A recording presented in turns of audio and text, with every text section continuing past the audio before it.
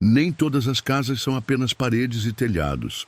Algumas têm histórias gravadas na madeira, histórias que não querem ser esquecidas.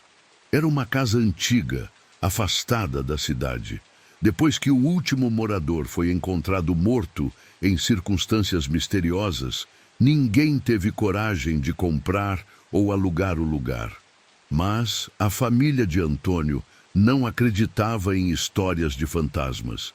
Eles só queriam um lugar barato para recomeçar. Logo na primeira noite, algo parecia errado.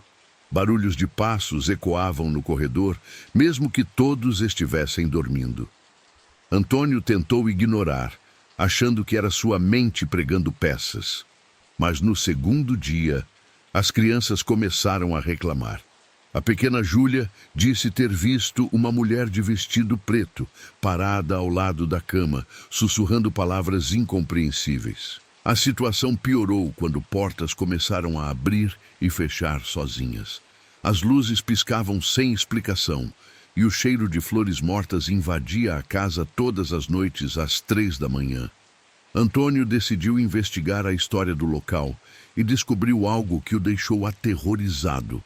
A mulher que vivia lá antes, Clara, havia sido acusada de assassinato, mas ninguém nunca encontrou o corpo da vítima. Naquela noite, Antônio ouviu um grito vindo do quarto de Júlia. Quando chegou lá, viu a menina em pé, apontando para um canto vazio. "Ela está ali, pai. Está com raiva." Foi então que ele viu uma sombra alta, com olhos brilhantes e um sorriso que não parecia humano. Eles saíram da casa naquela mesma noite, deixando tudo para trás. Meses depois, a propriedade foi demolida, mas os moradores da cidade ainda dizem que mesmo com o terreno vazio, gritos podem ser ouvidos ao anoitecer. Algumas águas escondem segredos tão profundos quanto o frio que se sente ao encará-las. No inverno de 1998, 3 amigos decidiram acampar perto de um lago isolado, conhecido como Lago Gelado. A região era famosa por suas histórias de desaparecimentos inexplicáveis, mas eles riram dessas lendas e seguiram com o plano. Miguel, Lucas e Eduardo chegaram ao local ao entardecer. Montaram suas barracas e começaram a noite com um clima descontraído. Porém, o lago tinha algo estranho. A água parecia tão escura que refletia o céu como um espelho negro, e o silêncio ao redor era quase sufocante. Por volta das 23 horas, Lucas decidiu explorar o lugar. Ele se afastou do acampamento prometendo não demorar, mas o tempo passou e ele não voltou. Miguel e Eduardo começaram a procurar pelo amigo, chamando seu nome e vasculhando a margem do lago. Foi quando encontraram pegadas que iam até a água, mas não havia sinais de retorno. Como ele poderia ter entrado na água gelada sem chamar por ajuda? Enquanto investigavam, uma névoa densa começou a se formar sobre o lago. Do nada, ouviram uma risada fraca, quase infantil, ecoando pela escuridão. As ondas do lago começaram a se mover, mesmo sem vento, e uma figura apareceu na margem oposta. Parecia ser Lucas, mas algo estava errado. Ele estava imóvel, com os olhos vidrados e um sorriso assustador. Miguel gritou para ele voltar, mas Lucas não respondeu. A figura simplesmente desapareceu, como se tivesse sido puxada para dentro da névoa. Apavorados, os 2 amigos correram para o carro e fugiram do local, prometendo nunca mais voltar. O corpo de Lucas nunca foi encontrado. Os moradores locais dizem que o Lago Gelado é uma armadilha para almas desavisadas, atraindo-as com ilusões antes de consumi-las. Até hoje, quem passa por lá diz ouvir vozes chamando da água, pedindo ajuda ou rindo. Nem tudo o que vemos na estrada durante a noite é humano. Algumas figuras jamais deveriam ser encontradas. Era tarde da noite e Mariana dirigia sozinha por uma estrada deserta. A viagem de volta para casa estava tranquila até que o rádio começou a falhar, emitindo estática estranha. O relógio no painel piscou, mostrando 3h33 da manhã, e um frio inexplicável tomou conta do carro. De repente, algo chamou sua atenção. No acostamento, uma figura estava parada, vestindo um manto escuro que cobria o rosto. Mariana diminuiu a velocidade intrigada, mas algo a fez hesitar.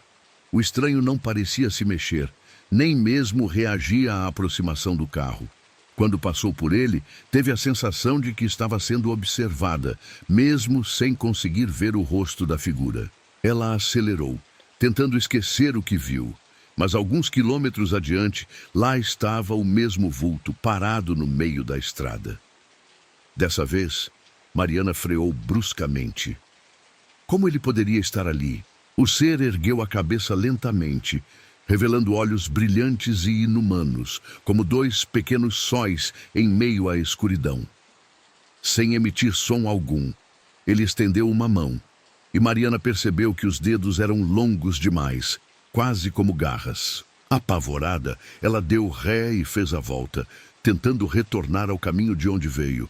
Mas não demorou muito para que sentisse algo arranhando o teto do carro, como se algo estivesse rastejando sobre ele. Mariana não parou até avistar as luzes de uma cidade próxima. Quando finalmente chegou em segurança, percebeu que o teto do carro estava riscado, com marcas profundas, como se garras tivessem tentado perfurá-lo. Desde então, Mariana nunca mais dirigiu à noite por estradas desertas, mas até hoje, em seus pesadelos, ela ouve os arranhões e vê aqueles olhos brilhantes a observando. Espelhos não são apenas reflexos. Às vezes, eles são janelas para algo que não deveria ser visto. Tudo começou quando Ana encontrou um espelho antigo em uma feira de antiguidades. Ele era grande, com uma moldura de madeira entalhada em detalhes macabros, parecendo serpentes entrelaçadas.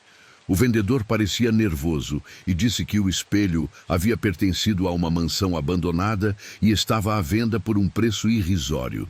Encantada pela peça, Ana não pensou duas vezes antes de comprá-lo e levar para casa. Na primeira noite, enquanto limpava o espelho, Ana notou algo estranho.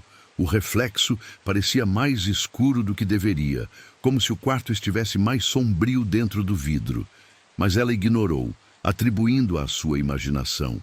Dias depois, as coisas começaram a ficar estranhas. Ana sentia que o espelho observava tudo o que ela fazia.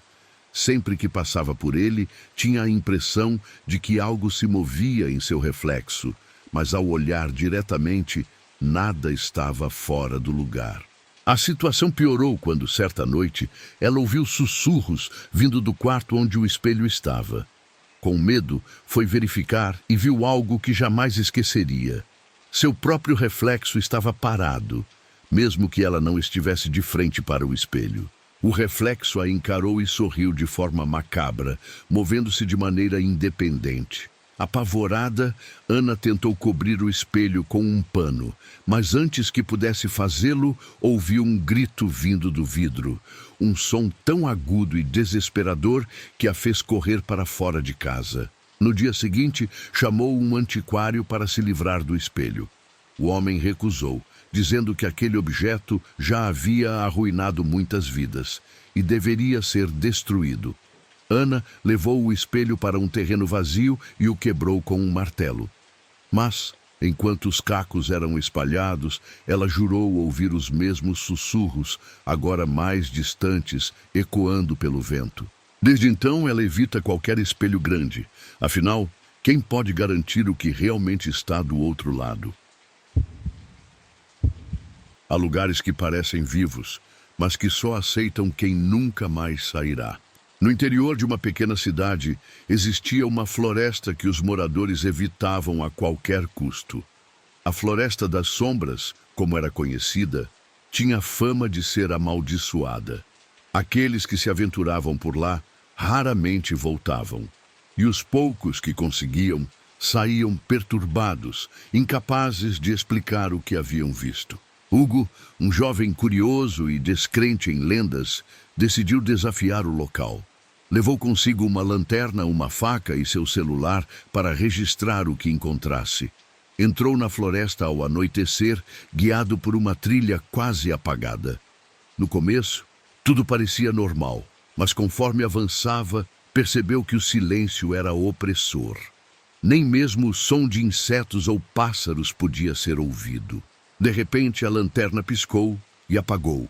Hugo tentou usar o celular, mas o aparelho também estava sem sinal e desligou sozinho.